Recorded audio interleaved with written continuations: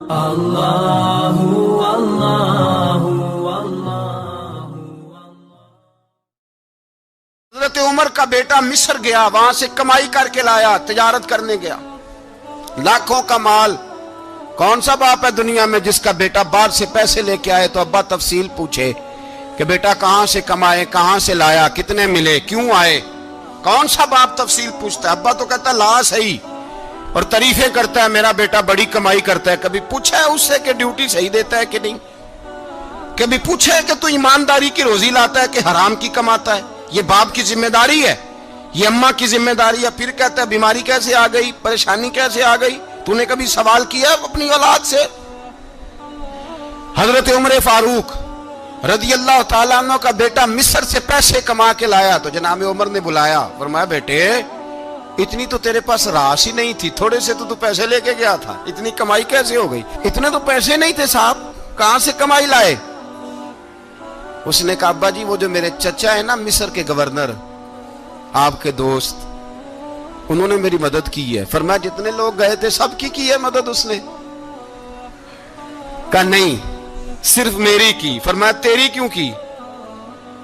تیری کیوں کی؟ کہا حضور آپ کے دوست ہیں۔ فرمایا چپ کر، حضور انہوں نے مجھے اتنے پیسے دیے، میں نے کاروبار میں ڈالے تو نفع آیا تو میں ان کی رقم دے کے۔ فرمایا خاموش ہو جا، باقی جتنے لوگ گئے تھے سب کی مدد کی اس نے؟ کہا نہیں حضور صرف میری کی۔ فرمایا اس نے تیری مدد نہیں کی، اس نے خلیفہ کے بیٹے کی مدد کی، اس لیے کہ وہ خلیفہ کو اپنے حق میں نرم کر سکے۔ فرمایا آدھا مال تیرا ہے، آدھا مال غنیمت کا ہے، مال خزانہ کا ہے، مسلمانوں کا ہے، اس لیے کہ تو جو وہاں سے مال کما کے لایا ہے وہ اپنے باپ کے خلیفہ ہونے کی وجہ سے کما کے لایا ہے، لہذا رکھ ادھر۔ یہاں کہتے ہیں کدھر سے آیا، کیسے آیا، کون سا حساب دیں، کیا کریں؟ او بھائی حضرت عمر رضی اللہ تعالیٰ عنہ کا اپنی اولاد کے بارے میں یہ رنگ ہے۔ ایک جنگ سے نا خوشبو آئی، خوشبو بڑی مہنگی ہوتی تھی، عرب میں خوشبو آج بھی بڑی مہنگی ہے، وہ زیادہ استعمال کرتے ہیں۔ میری باتوں کی سمجھ آ رہی ہے میرے بھائیوں؟ بڑی مہنگی خوشبو تھی۔ جب وہ خوشبو آئی تو حضرت عمر نے کہا، گھر میں پہلے پہنچی حضرت عمر کے، چونکہ زیادہ عورتیں استعمال کرتی تھی گھر کے اندر خوشبو، مرد بھی لگاتے تھے۔ حضرت عمر نے اپنی بیوی سے کہا، آپ کی زوجہ تو تھی وہ بڑی خوشبو کو پسند کرتی تھی۔ حضرت عمر نے اپنی زوجہ سے کہا کہ خوشبو لاؤ، میں نے ایک عورت کی ڈیوٹی لگائی ہے، وہ خوشبو تول کے نا تو حصہ برابر صحابہ میں بانٹ دے گی۔ تو آپ کی زوجہ کہنے لگی کسی بی بی کی ڈیوٹی لگانے کی کیا ضرورت تھی، میں جو موجود تھی میں بانٹ دیتی ہوں تول کے حصہ برابر۔ آپ نے فرمایا نہیں تو رہنے دے، وہ فلانی بی بی بانٹے گی۔ کہا حضور میں نے بھی بانٹنی ہے، میرے پہ کچھ حق ہے؟ آپ نے فرمایا نہیں تو تفصیل نہ پوچھ، تو خوشبو دے دے، کوئی اور بانٹے گی۔ خاتون خانہ تھی نا، کہنے لگی نہیں مجھے بھی آج آپ کو بتانا ہی پڑے گا کہ کوئی جو بانٹ سکتی ہے تو میں کیوں نہیں بانٹ سکتی؟ زوجہ کہتی عمر نے بات کی تو میری چیخیں نکل گئی۔ حضرت عمر فرمانے لگے جب تو خوشبو بانٹے گی نا تیرے ہاتھوں کو بھی لگے گی، تیرے دوپٹوں کو بھی لگ جائے گی۔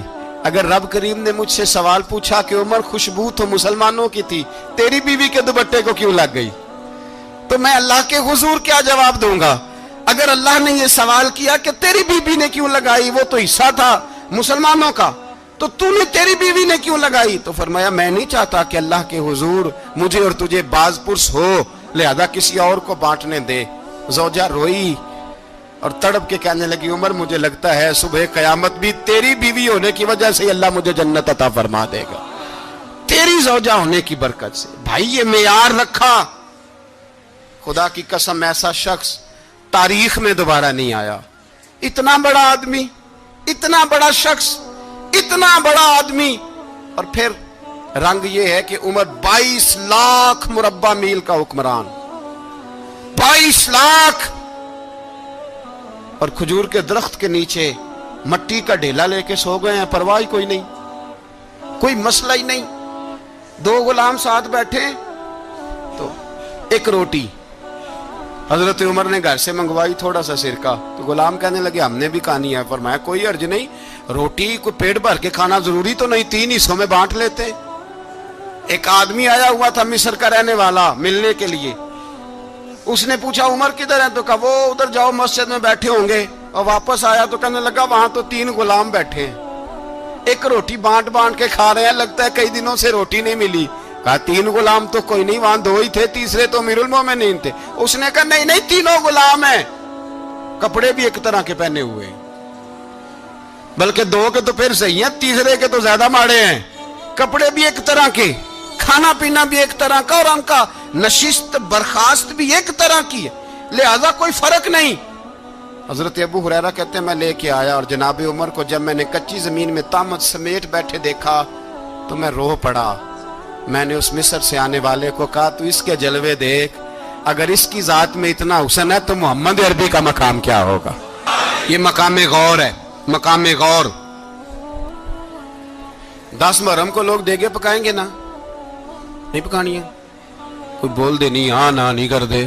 پروگرام بدلیا تو نہیں دی عید کی کہ وہی کام شروع ہوا ہے لاسٹ ایٹ ہونے والا. کیوں جی, پکنی ہے نا دیکھیں 10 محرم کو انشاءاللہ تعالی, ہم بھی پکائیں گے انشاءاللہ, یہاں بھی پروگرام ہوگا. تو 10 محرم کو جو دیگ پکنی ہے تو ایسا نہیں ہو سکتا کہ 1 محرم کو حضرت عمر کے نام کی بھی کوئی پک جائے.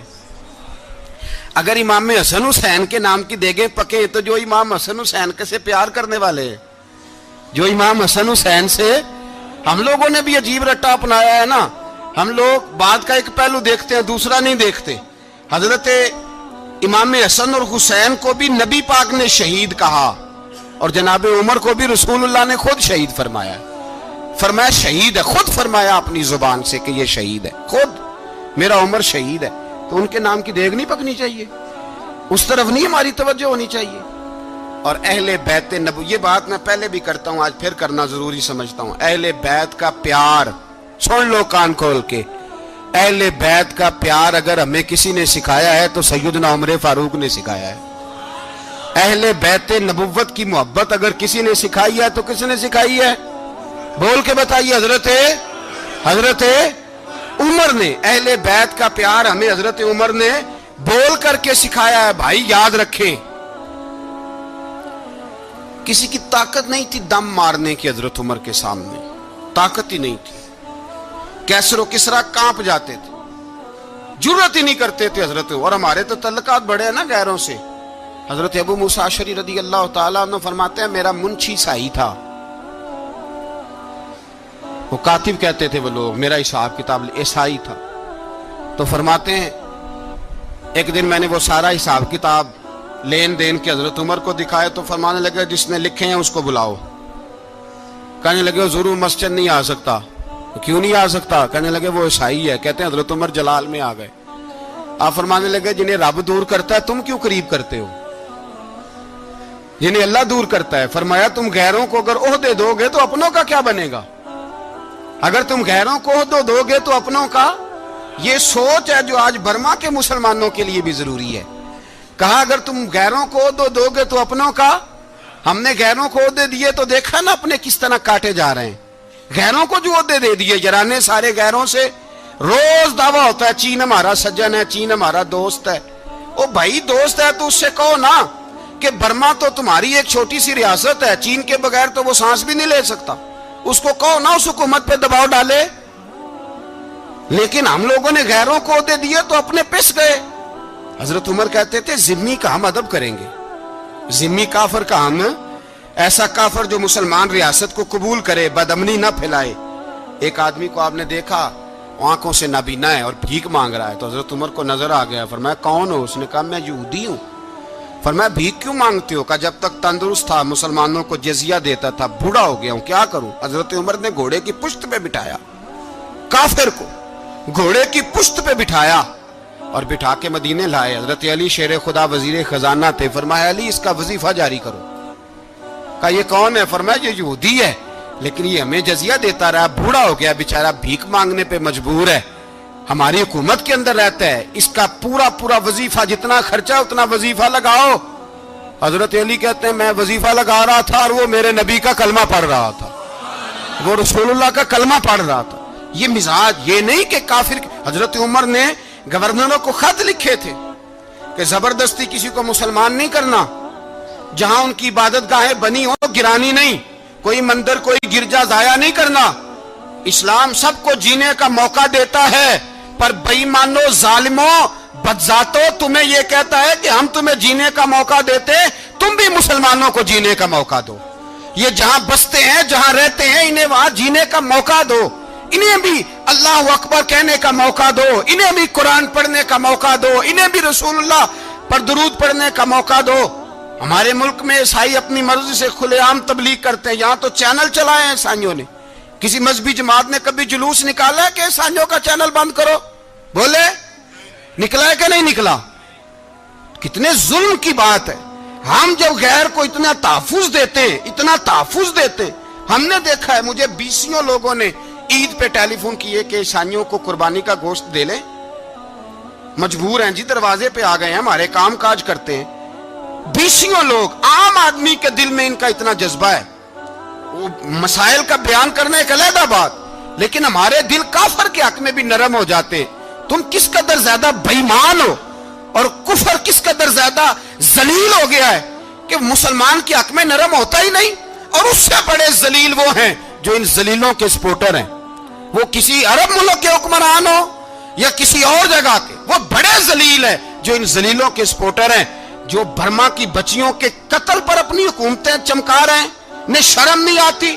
اس قدر مسلمان تڑپا ہے، لیکن ان بے غیرتوں کو ذرا ہوش نہیں آئی، اور یہ ان کے کماش، ان کے دلال جو ہر جگہ ان کی سپورٹ کر کے اپنی حکومتیں قائم کرتے ہیں، ان بے ایمانوں کو پتہ نہیں کہ کب ان پر اللہ کا عذاب اترے گا اور کس طرح ان کے پرخشے اڑیں گے۔ تمہیں اپنی ذلت اور رسوائی نظر نہیں آ رہی کہ زمین کس طرح تمہارے لیے تنگ ہو گئی ہے؟ اس سے زیادہ اور تمہاری رسوائی کیا ہوگی؟ ڈرو اللہ سے، اور یہ تو دنیا کا عذاب ہے۔ ان بطش ربک لشدید، میرا رب کہتا ہے قیامت تو قائم ہونے دے، جتنا سخت تیرے رب کی پکڑ ہے اتنی کسی دوسرے کی ہو سکتی، یاد رکھیں۔ اور تھوڑا احتیاط کریں ہم سب لوگ بھی، جو ہم لوگ آدھی زبان بول کے بھی ان کی سپورٹ کرتے ہیں، اب شرم آنی چاہیے ہمیں ان حکومتوں کی سپورٹ کرتے جو مسلمانوں کی لاشوں کے اوپر حکومتیں قائم کرتے ہیں، شرم آنی چاہیے۔ بہرحال بات دور نکل جائے گی، اور میں اپنے مضمون پہ رہتا ہوں۔ اہل بیت کا پیار اگر سکھایا ہے تو جناب عمر نے سکھایا ہے رضی اللہ تعالی عنہ، امام حسن ملنے۔ آپ یقین کریں، میں جب اس واقعہ کو پڑھتا ہوں تو میرا دل جھوم جاتا ہے۔ میں کہتا ہوں یار، ڈاڈا ہونا اپنی جگہ پہ، عشق ہونا اپنی جگہ پہ، انسان کا باوقار ہونا اپنی جگہ، جہاں کھڑے ہونا تھا وہاں یہ کھڑے ہوتے تھے، اور جہاں جھکنا تھا وہاں یہ ان لوگوں میں اقبال نے کہا تھا، تیری نگاہ ناز سے دونوں مراد پا گئے، عقل غیاب و جستجو، عشق حضور و اضطراب۔ جہاں اگر آیا ہے سامنے کیسر و کسرا تو عمر جیسا دلیر کوئی نہیں، اگر سامنے آیا ایران کا بادشاہ تو عمر جیسا تگڑا کوئی نہیں، اگر آیا ہے سامنے غسان کا بادشاہ تو عمر جیسا عادل کوئی نہیں، لیکن اگر علی کا بیٹا آیا ہے، اگر فاطمہ کے لال پارے آئے ہیں، تو پھر فاروق اعظم سے جیسا محب کوئی نہیں، پھر ان سے جیسا پیار کرنے والا کوئی نہیں۔ اندر بیٹھے ہیں جناب عمر، اندر تنہائی میں کچھ وزیروں سے گفتگو ہو رہی ہے، میٹنگیں جاری ہیں۔ آپ کے بیٹے ملنے آئے جناب عبداللہ ابن عمر، ابا جی ملنا ہے، بات ٹھہرو، بات کر رہا ہوں، کوئی نہ اندر آئے۔ صاحبزادہ باہر کھڑا ہے، تھوڑی دیر گزری تو امام حسن بھی آ گئے۔ کون آئے؟ آپ کو جو ملے گا امام صاحب کا نام لینے سے، وہ سردار ہیں جنتیوں۔ کون آئے؟ سارے بولیے، امام حسن، تیری نسل پاک میں ہے بچہ بچہ نور کا، تو ہے نے نور تیرا سب گھرانہ۔ امام حسن آئے تو حضرت عبداللہ ابن عمر کو دروازے پہ کھڑے دیکھا، کہا امیر المومنین کہاں ہیں؟ کہنے لگے حضرت عمر کے بیٹے۔ کہنے لگے وہ اندر بیٹھے، کچھ میٹنگ ہو رہی ہے، اور انہوں نے کہا کوئی اندر نہ آئے، لیکن آپ جانا چاہیں تو چلے جائیں، آپ جانا چاہیں تو، تیری نسل پاک میں ہے بچہ بچہ نور، آپ جانا چاہیں تو چلے جائیں۔ تو انہوں نے کہا جب آپ باہر کھڑے ہیں تو مجھے کوئی اتنا ضروری کام نہیں، اور ابھی زور کی نماز تھوڑی دیر میں ہوگی، میں مسجد میں مل لوں گا امیر المومنین سے۔ یہ بات کہہ کے امام حسن چلے گئے۔ یار اتنی بڑی بات نہیں تھی، اتنی بڑی بات نہیں تھی۔